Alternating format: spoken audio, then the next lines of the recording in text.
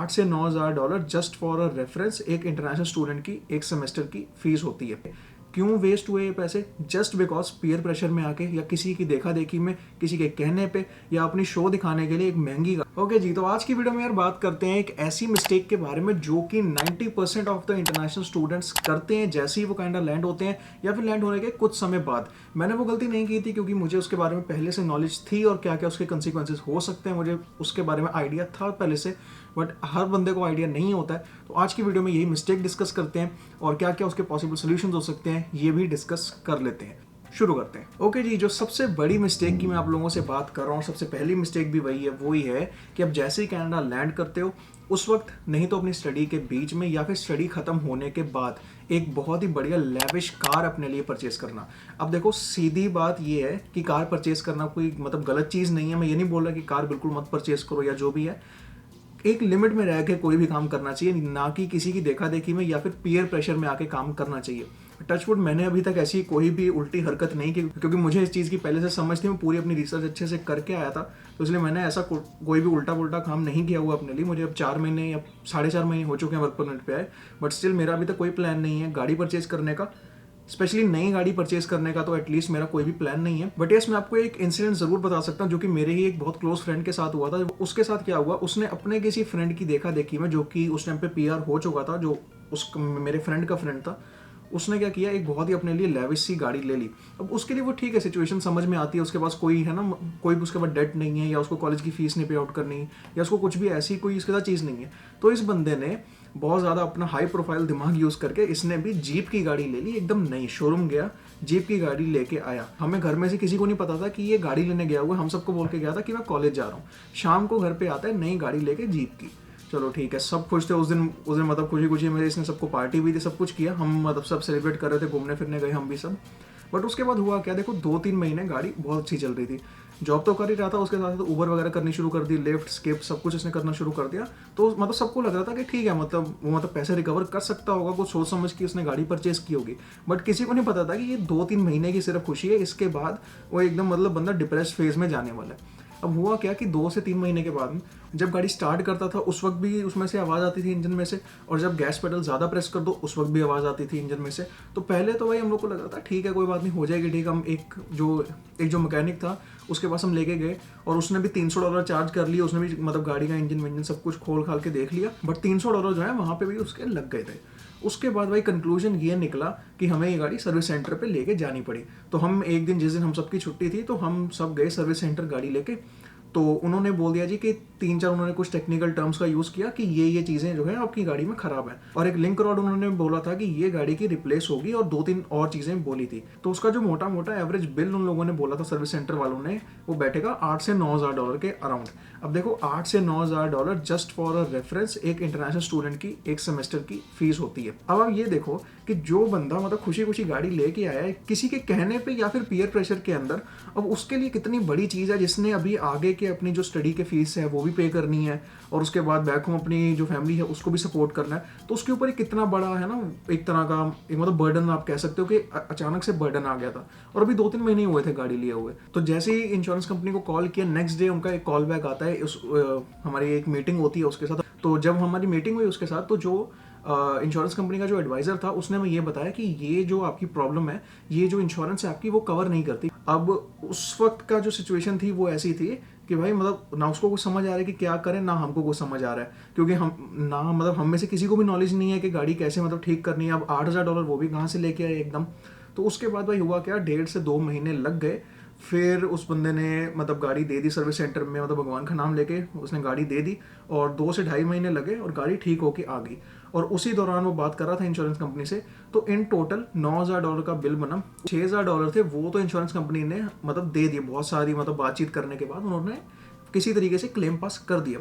But अब उसके बाद भी क्या हुआ यार, 9,000 का आपका बिल है, $3,000 स्टिल उस बंदे को जेब से अपनी देने पड़े। और $3,000 जो है, आप जिस स्टेज पे हो, आपको अपनी फीस पे ऑफ करनी है या आपको अपनी फैमिली को सपोर्ट करना है या किसी की कुछ भी सिचुएशन हो सकती है, तो उस कंडीशन में $3,000 तो छोड़ी, तो मतलब यार $500 भी बहुत एक मतलब बड़ी अमाउंट, मतलब कानों को सुनने में बहुत बड़ी अमाउंट लगती है। $500 भी एक मतलब अच्छी खासी अमाउंट है।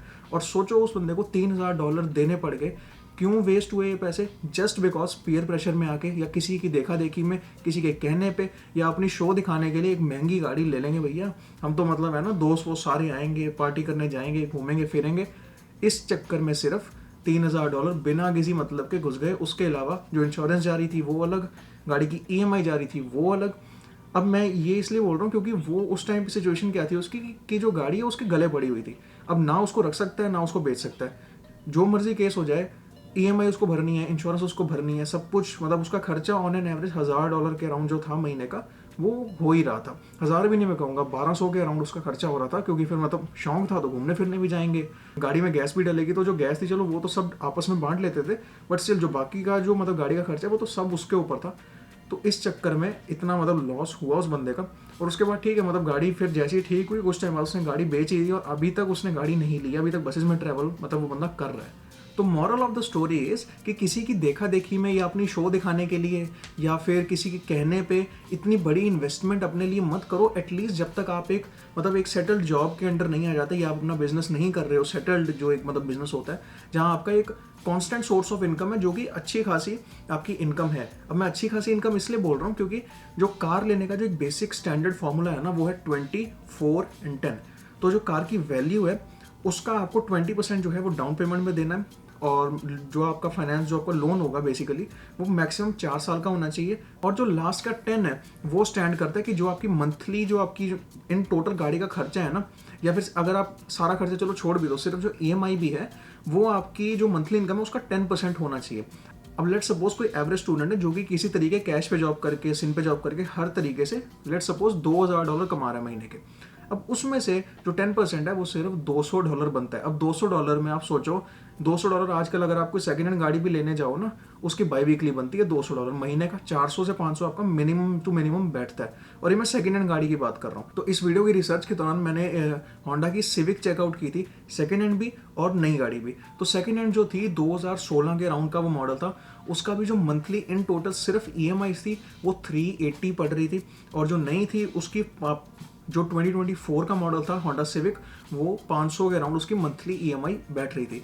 उसके ऊपर दोनों ही केसेस में आपकी इंश्योरेंस अलग होगी, फिर आपका गैस का खर्चा अलग होगा, और उसके बाद जो भी मतलब अगर आप गाड़ी पे अगर कोई काम करवाते हो या फिर मतलब विंटर टायर्स लेते हो जो भी है वो खर्चा अलग से होगा। अब बताओ $2000 इस बंदे की कमाई हो 10% के हिसाब से $200 उसका मैक्सिमम होना चाहिए, पर आप $500 दे रहे हो जस्ट बिकॉज कि मेरे पास एक नई गाड़ी आ जाएगी और मैं मतलब लोगों को ऐसा है ना शो दिखाऊंगा, या फिर मेरा भी मतलब फ्रेंड सर्कल होगा कि हाँ भाई ये तो मतलब बड़ी पैसे वाली पार्टी है, इसके पास अच्छी गाड़ी भी है, अच्छा मतलब मजे मजे करता है सब। तो इस चीज़ की वजह से बहुत ज़्यादा प्रॉब्लम लोगों को आती है। सेकंड प्रॉब्लम आती है भाई फाइनेंसिंग की। जब तक आप अपना बजट सेट करना नहीं जानते कि आपको बजट किस तरीके से सेट करना है, आपको मालूम ही नहीं पड़ेगा कि आपके पास कितने पैसे आ रहे हैं और कितने पैसे जा रहे हैं। अब चलो कितने पैसे आ रहे हैं उसका तो चलो आप इस हिसाब से भी आइडिया आप लगा सकते हो कि मेरे पे चेक कितने आए, 2 आए, 3 आए, मतलब जो भी है डिपेंडिंग ऑन द जॉब। उसके बाद अगर आपका एक मंथली अगर आपने फिक्स नहीं रखा हुआ कि मेरे को लेट सपोज $200 जो है वो खाने में लगाने हैं, या फिर $100 जो है मेरे को बस का पास परचेज करने में लगाने हैं, या फिर मतलब $100 शॉपिंग में लगाने हैं, या 500 रेंट में लगाने हैं, तो अगर आपने स्पेसिफिक नंबर जो है अगर आपने अलॉट नहीं किए हुए हैं ना, अदर देन योर सेविंग जो आपने सेविंग करनी है, तो वो आप सेविंग तो दूर की बात है, आप कुछ एक सेंट भी यहाँ पे आप सेव नहीं कर पाओगे अगर आप नहीं जानते कि आपको बजटिंग किस अकॉर्डिंग करनी है। तो मैं जो अगर आप एक बेसिक फॉर्मूला में अगर आपको बताऊँ ना, तो जैसे ही आपका पे चेक आए आप उसमें से एटलीस्ट 10% जो है वो अपनी सेविंग की तरफ डाल दो, या फिर इमरजेंसी फंड डाल लो, या फिर सेविंग या इन्वेस्टमेंट जो भी मतलब जिसका जो भी सीन हो उस अकॉर्डिंग वो डाल लो। उसके बाद जो पैसे बचते हैं ना उसको आप सेग्रीगेट करो कि मुझे कौन सा खर्चा किस तरीके से करना है। देखो जो सबसे मोटा खर्चा आता है वो आपका रेंट हो जाएगा, फिर आपका खाने पीने का हो जाएगा। तो यहाँ पे अगर आप अपनी जो सेविंग के बाद अगर का 60% भी अगर आप यहाँ पे देते हो ना, स्टिल आपके पास 40% है, और वो 40% भाई ज़्यादा होता है, अच्छा खासा होता है। आप एक अच्छी खासी डिसेंट लाइफस्टाइल जी सकते हो, और उसमें से भी आपको मतलब कुछ ना कुछ सेविंग इजीली कर लोगे, जहाँ तक मेरा आइडिया जाता है।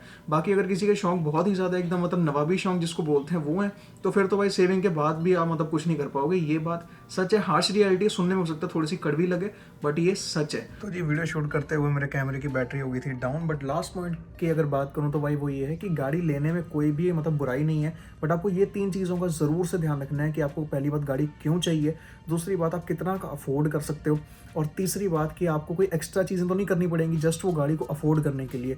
अब आपने किसी की देखा देखी में गाड़ी ले ली, ठीक है, कोई बात नहीं, बट उसके बाद क्या आपको 100% गारंटी कि वो गाड़ी आपके मतलब गले नहीं पड़ेगी? क्योंकि जैसा इस केस में जो मैंने आपको अभी मतलब सुनाया पूरा स्टोरी, अब उसमें क्या हुआ कि पैसे थे नहीं, बस किसी की देखा देखी में वो गाड़ी बस ले ली, बस लेनी है, शौक है। अब शौक पूरा करने के चक्कर में बाद में ये वाली मुसीबत गले पड़ गई।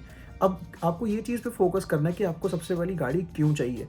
एक रीज़न उसका हो सकता है कि अपने कॉलेज से या काम से बहुत ज़्यादा दूर रहते हो। मेरे से पहले ये चीज़ हुई थी एक बार, बट स्टिल वो मैनेज हो गया था। कुछ महीनों की वो बात थी कि मैं अपने काम से लगभग 1.5 घंटा दूर रह रहा था। अभी भी ऐसा ही है, मैं काम से ऑलमोस्ट 45 to 50 मिनट्स दूर हूँ बाय बस। बट मेरी अगर सुबह 7 बजे की शिफ्ट होती है तो मुझे घर से 5 बजे मतलब निकलना पड़ता है। तो इस तरीके का मेरा कुछ है शेड्यूल इस टाइम पे। बट स्टिल मतलब अगर मैं ये चीज़ों, ये छोटी छोटी प्रॉब्लम्स को देखते हुए अगर मैं इतनी बड़ी इन्वेस्टमेंट कर दूँ तो वो तो लोग मतलब मुझे ही पागल कहेंगे अगर मेरे साथ अगर कोई ऐसी चीज़ हो जाती है। तो इस चीज़ से बचने के लिए ये क्वेश्चन अपने आप से ज़रूर पूछो कि आपको गाड़ी क्यों चाहिए। सेकंड थिंग ये पूछो जो मैंने अभी आपको रूल बताया 24-10 का, उसके अकॉर्डिंग या उससे अगर आप थोड़ा ऊपर भी लेट सपोज जा रहे हो तो आप कितने तक एक मैक्स पीक तक आप एक जो है गाड़ी अफोर्ड कर सकते हो। अब लेट सपोज आप गाड़ी अफोर्ड कर सकते हो $300 मंथली की जो आपकी ईएमआई बने, और आप गाड़ी उठाओ वो जिसकी मंथली ईएमआई बने $700-1000, जो मतलब शौक वाली गाड़ी, आप समझ रहे हो मैं किसकी बात कर रहा हूँ, मस्टैंग, जीप और ये सब गाड़ियों की बात कर रहा हूँ। तो जिनकी अगर बाई वीकली या मंथली मिला के इतनी 1500 तक पहुँच जाती है, तो वो तो अपने आप को मतलब खुद से डेट ट्रैप में धकेलने वाली बात होगी। अब इसमें किसी की भी कोई गलती नहीं है, किसी ने आपको आगे फोर्स नहीं किया कि आप इतनी महंगी गाड़ी परचेज करो।